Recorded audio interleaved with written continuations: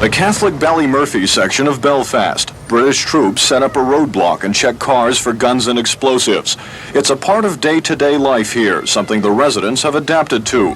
There's a casual acceptance of it, yet the residents and the soldiers know gunmen are hidden in the routine day-to-day life. I was talking to one of the soldiers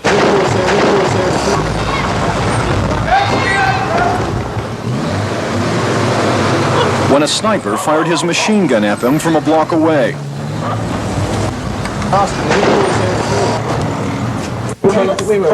Sorry, can you listen? Yes, go ahead. Someone got shot, right, by an automatic firearm here. And so our lads, not knowing where it was, yes, coming for it up. Now we will get a car. If I can just move out of the alleyway, I'll take your name and address and we'll do. Where were they shot?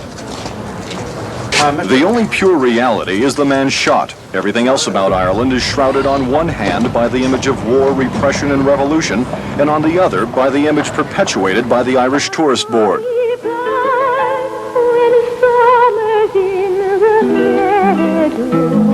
2,000 miles across the sea from America lies the country of Ireland. 32,524 square miles of God's work at its best. Ireland to me is something very dear. It's where my ancestors came from originally, and I look at it the Emerald Island, as they call it. It's very rural in nature. A combination of two things. Green hills, the traditional image. Very peaceful, quiet land. The second image is the exact opposite. Some areas torn by strife. I suspect these are small areas when you consider the whole country, the whole land.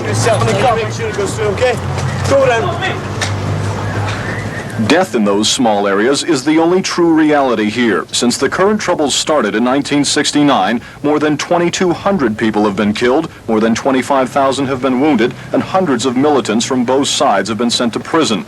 The reasons for it, the motivation behind it, depend on image and opinion. Everyone has his or her own set of facts. Before you can accept any political solution, you must first accept the validity of the political process. The provisional IRA doesn't do that.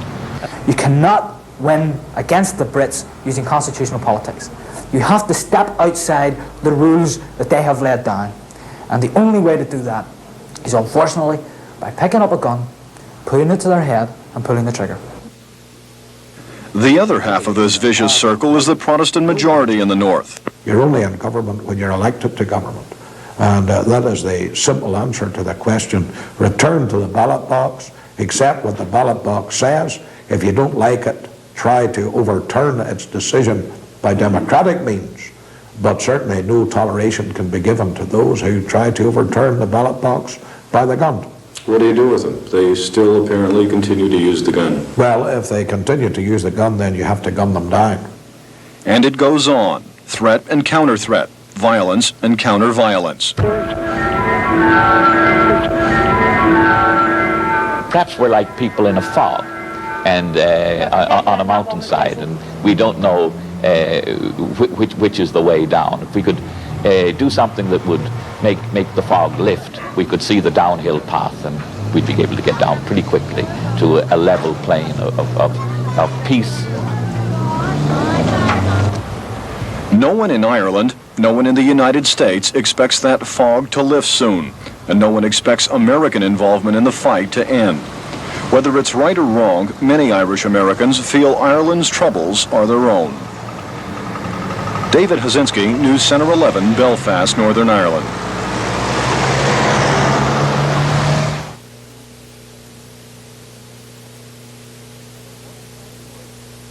The 5,000 residents of Waynesburg awoke to find puddles in their streets. The bank clock marked the time when police registered the first drops.